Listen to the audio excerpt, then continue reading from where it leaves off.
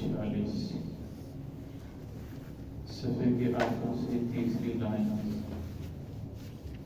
सूरह बकरा की आयत नंबर 195 से अऊज़ु बिल्लाहि मिनश शैतानिर रजीम बिस्मिल्लाहिर रहमानिर रहीम वअतिम्मुल हज्ज वल उम्रता लिल्लाह फ़इन उहसिरतुम फमस्तैसरा मिनल हदी वला तहलिकू रुऊसकुम हत्ता यबलुगल हदयु महिल्लहु फमन कान मिनकुम मरीज़न औ बिही अज़न मिन रअसिही फफ़िद्यतुन मिन सियामिन औ सदक़तिन औ नुसुक फ़इज़ा अमिनतुम फमन तमत्तअ बिलउम्रति इलल हज्जि फमस्तैसरा मिनल हदी फमन लम यजिद फसियामु सलासति अय्यामिन फिल हज्जि व सबअतिन इज़ा रजअतुम तिल्क अशरतुन कामिला ज़ालिक लिमन लम यकुन अहलुहु हाज़िरिल मस्जिदिल हराम वत्तक़ुल्लाह वअलमू अन्नल्लाह शदीदुल इक़ाब। बिस्मिल्लाहिर्रहमानिर्रहीम वअतिम्मुल हज्ज वल उम्रता लिल्लाह फ़इन उहसिरतुम फमस्तैसरा मिनल हदी वला तहलिकू रुऊसकुम हत्ता यबलुगल हदयु महिल्लहु फमन कान मिनकुम मरीज़न औ बिही अज़न मिन रअसिही फफ़िद्यतुन मिन सियामिन औ सदक़तिन औ नुसुक फ़इज़ा अमिनतुम फमन तमत्तअ बिलउम्रति इलल हज्जि फमस्तैसरा मिनल हदी फमन लम यजिद फसियामु सलासति अय्यामिन फिल हज्जि व सबअतिन इज़ा रजअतुम तिल्क अशरतुन कामिला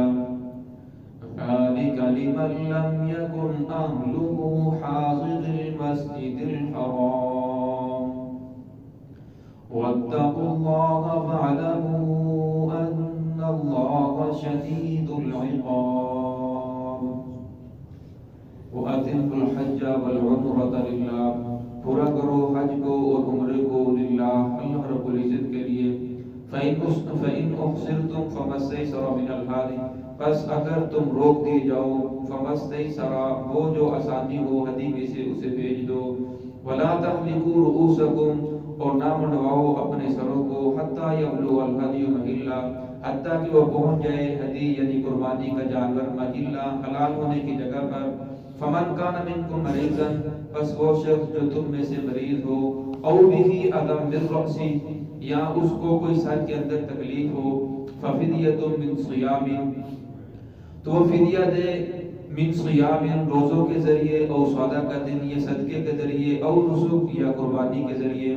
فَإِذَا أَمِنْتُمْ پس جب تم امن کے اندر ہو جاؤ فَمَنْ تَمَتَّعَ بِالْعُمْرَةِ إِلَى الْحَجِّ پس وہ جس شخص نے فائدہ اٹھایا عمرے کے ذریعے اور حج کے ذریعے فَمَا اسْتَيْسَرَ اسے چاہیے کہ جو اس کے لیے آسانی ہو قربانی میں سے وہ قربانی کرے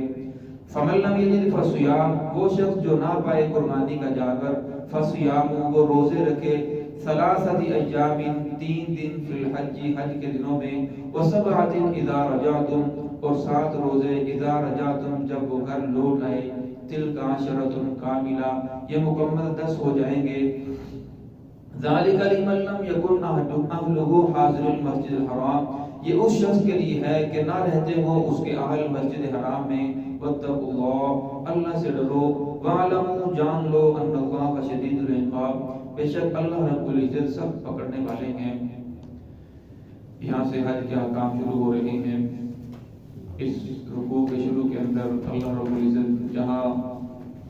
لوگوں نے رسول اللہ صلی اللہ علیہ وسلم سے سوال کیا تھا چاند کے بارے میں تو پھر اللہ رب العزت نے وہ فرمایا کہ یہ چاند ہے یہ لوگوں کے وقت معلوم کرنے کے لیے آلہ ہے اور حج کا وقت معلوم کرنے کے لیے بھی آلہ ہے یہاں سے حج کے احکام شروع ہو رہے ہیں وَأَتِمُّوا الْحَجَّ وَالْعُمْرَةَ لِلَّهِ فرمایا حج کرو اور عمرہ کرو اللہ رب العزت کے لیے فرمایا جب تم نے حج کا احرام باندھ لیا یا عمرے کا احرام باندھ لیا پھر اسے پورا کرنا ضروری ہے ہاں اگر کسی وجہ سے آپ کو روک دیا جاتا ہے جس طرح 6 ہجری میں محمد الرسول اللہ صلی اللہ علیہ وسلم اور صحابہ کرام جب حج عمرے کے لیے گئے تو انہیں وہاں روک دیا گیا عمرہ کرنے کے لیے وہاں آگے نہیں جانا دیا فرمایا اگر کوئی چیز آپ کو احسار ہو جائے بیماری کی وجہ سے آ جائے دشمن کی وجہ سے آ جائے یا کسی بھی وجہ سے کوئی ایسا واقعہ پیش آ جائے جس کی وجہ سے آپ عمرے کے لیے یا حج کے لیے نہیں جا سکتے فرمایا فَمَسْتَيْسَرَ مِنَ الْهَادِ ہدی کہتے ہیں جانور کو اس دور کے اندر لوگ جانور کو ساتھ لے کر جاتے تھے اور وہاں جا کر جانور کو ذبح کرتے تھے تو فرمایا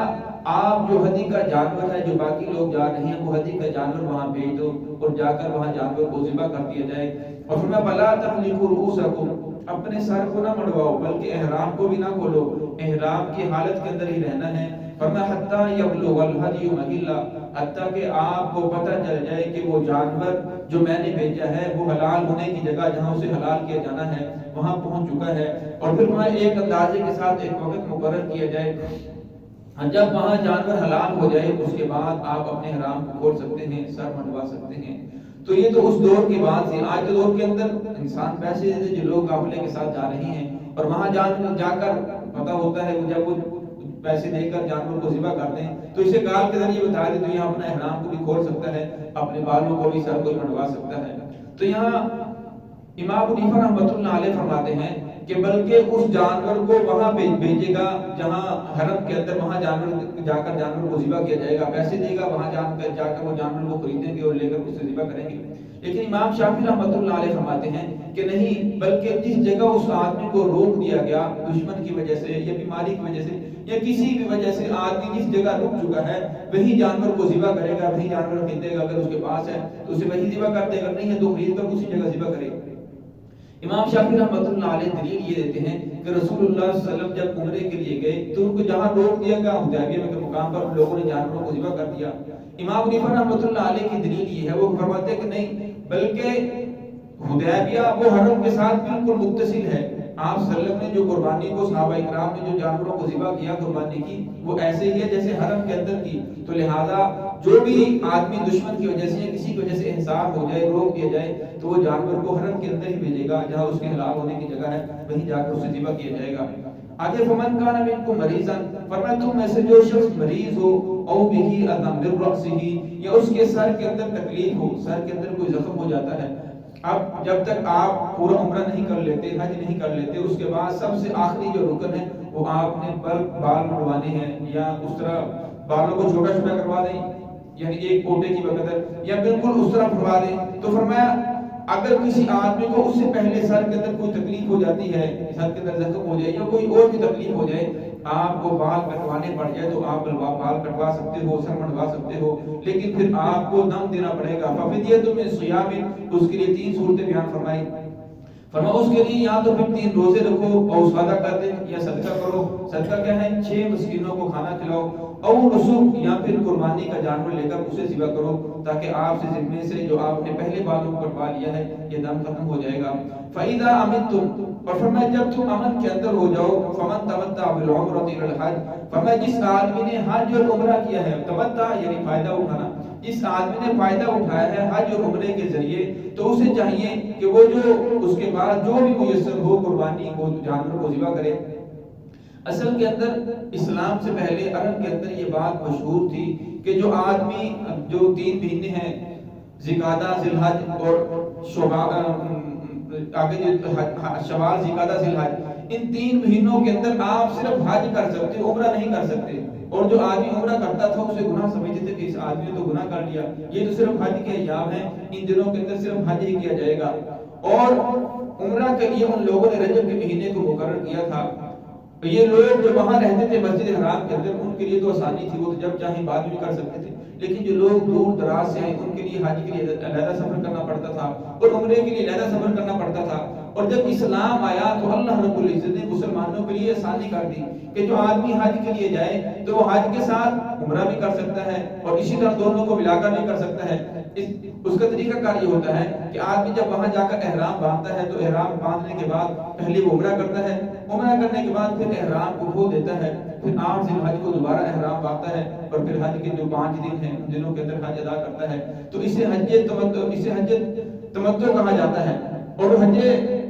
قران یہ ہے کہ آدمی نے ایک ہی احرام باندھا اس کے ساتھ عمرہ بھی کیا پھر وہ رکا رہا اس نے احرام نہیں کھولا حج کے ایام شروع ہو گئے پھر حج کے ایام کے اندر اس آدمی نے 8 ذی الحج کو حج کے جو 5 دنوں کے اندر ارکان ادا کیے پھر اس کے بعد وہ آدمی عمرہ وہ احرام کھولتا ہے. اور حج افراد یہ ہے کہ آدمی احرام باندھتا ہے اس کے ذریعے صرف عمرہ ہی نہیں کرتا بلکہ حج ہی کرتا ہے اس حج افراد کہا جاتا ہے. فرمایا جس شخص نے تمتع کیا یعنی حج اور عمرہ دونوں کو اکٹھے کیا فرمایا پھر اس کے لیے اس کے بعد وہ آدمی کیا کرے گا جانور کو ذبح کرے گا.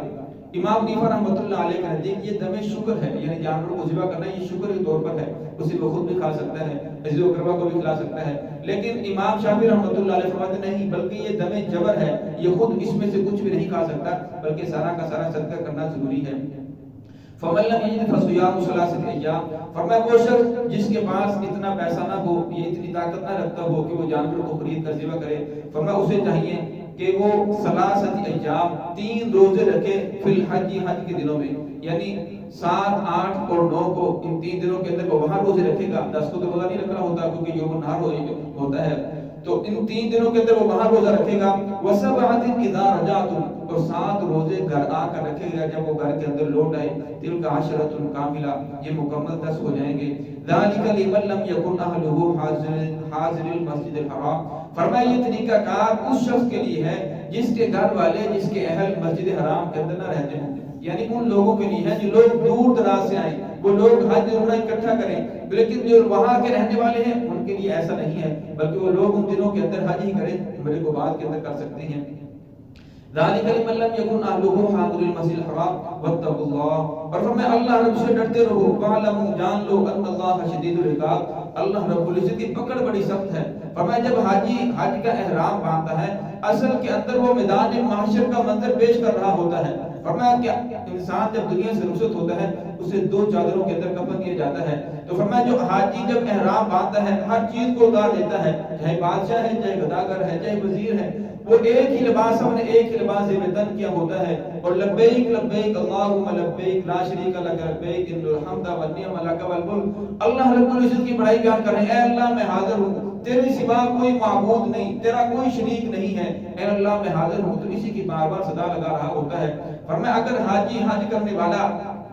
جس طرح وہ حج کر رہا ہوتا ہے، فرمایا اگر اس کا دل بھی حاضر ہو اور دل یہ تسلیم کرے کہ اللہ رب العزت کی ذات میرے سامنے ہے، جس طرح میں میدان محشر سے اٹھوں گا، ایک دن حشر کا دن ہوگا، فرمایا جب وہ دل کے اخلاص کے ساتھ حج اور عمرہ کرتا ہے، فرمایا پھر وہ گناہوں سے اس طرح پاک ہو جاتا ہے جس طرح وہ ماں کے پیٹ سے بھی پیدا ہوا۔ اگر اس کا دل حاضر نہیں ہوتا تب بھی وہ گناہوں سے اس طرح پاک ہو جاتا ہے، فرمایا لیکن اگر اس کا دل حاضر ہو جائے پھر اس کی جو تجلیات ہیں، اس کی جو برکات ہیں، وہ بعد کے اندر بھی اس آدمی کے اوپر رہتی ہیں۔ فرمایا قبر کے اندر چلا جاتا ہے تب بھی اس کے اوپر تجلیات کا جو برکت ہے وہ باقی رہتا ہے۔ لیکن آدمی حج کرنے کے لیے گیا، عمرہ کرنے کے لیے گیا، جس طرح وہ طریقہ کار ہے اس ترتیب کے اوپر چلتا رہا، لیکن اس کا دل وہاں نہیں لگا، دل اس کا پاکستان کے اندر اٹکا ہوا ہے، اپنے کاروبار کے اندر، گھر کے اندر ہی اٹکا ہوا ہے۔ فرمایا پھر وہ عمرہ کر کے آتا ہے، حج کر کے آتا ہے، لیکن اس کی زندگی کے اندر تبدیلی نہیں آتی۔ اس لیے انسان کو کوشش کرنی چاہیے اللہ رب العزت کی ذات جب حج عمرہ کی توفیق عطا فرمائے اسے سیکھ کر جائے، اور پھر جب وہاں جائے تو پیچھے کو بھول جائے اور دل لگا کر اللہ رب العزت، اصل کے اندر یہ اللہ رب العزت قرب کا ذریعہ ہے، انسان کو اللہ کا قرب حاصل ہو جائے،